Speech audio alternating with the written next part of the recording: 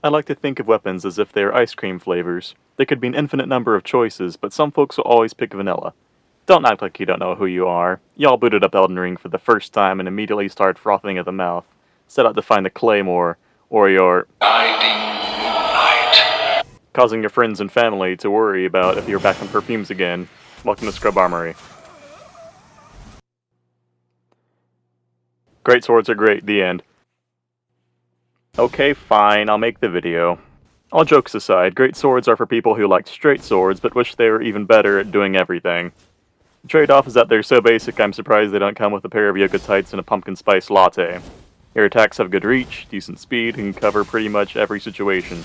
Wide swings for crowd control, and even vertical attacks for a halfway decent anti-air. What sets greatswords apart from everything else we've talked about in this series to date? Well, there's the fact they're poise weapons. What is poise, you ask? Poise is one of those poorly explained but still important stats that From Software likes to toss into their games. Kinda like a parent whose idea of teaching you how to swim is tossing you into the deep end and leaving you to figure it out. See your health bar? Well, there's an invisible one that your character has that keeps track of your poise. When you take damage from an attack, you also take poise damage. If the poise damage you take is more than your current poise health, you get staggered, after which your poise health refills. If you take less poise damage than your current poise health, you get to no-sell the hit.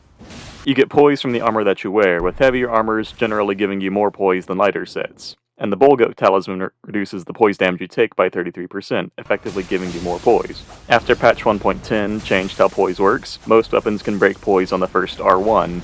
This change made fast, aggressive, and high DPS setups even better than they already were. To avoid slower weapons getting bullied more than your average wizard that's run out of Powerade, Hyper Armor was buffed more than a naked Roid Rager in response. What is Hyper Armor? Hyper Armor is a mechanic that gives you a bunch of temporary poise when you perform attacks, and also reduces some of the damage you take while active. This allows you to trade into other attacks. But one of the first lessons you should learn about Hyper Armor and trading is that just because you can trade doesn't mean you should trade. Pick your battles. Is the other guy using a dagger? That's probably a good trade. What if dagger guy's buddy is running up to hit you with this giant slab of stone? Probably not. Are you about to bleed out? Maybe you shouldn't trade with that katana that guy's using. Bringing the conversation back to greatswords, yes, they do benefit from hyper armor, but not as much as some options like colossals. They're not as fast as lighter weapons, and they lack the very strong running attacks of pole arms and curved swords. All these add up to greatswords being rather poor aggressive weapons, in spite of the fact that they have no real mechanical weaknesses. To combat this, you have to adopt a passive, mobile strategy to win with the greatsword. Ideally, the play is to wait for someone to overcommit to an action, then hit them with your own attack. Once you hit them, greatswords really start to shine.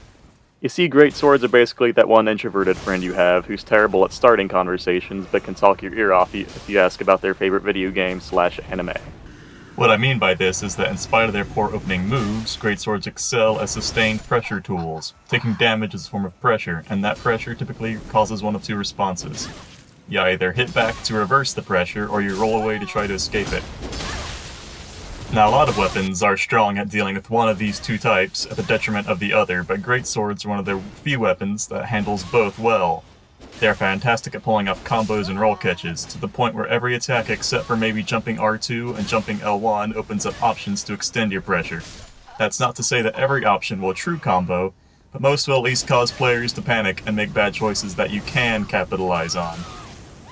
Wrapping it all together, greatswords are great for when you're on the defensive and are a reliable option to fight 1 or 2 people with, but because of their poor aggressive options, fighting 3 people is doable, but most of the time I just switch to either a faster weapon to dodge better, or a bigger weapon to trade blows. You can use them one-handed with some success if you pair it with a good offhand, but two-handed hyper armor is really good in this patch, so it's probably best to stick to two-handed. But if you're a PvP smooth brain who likes to play aggressively, me, I'm talking about me, then I recommend the Power Stance moveset solely for its running L1. Or you can just do this, I guess.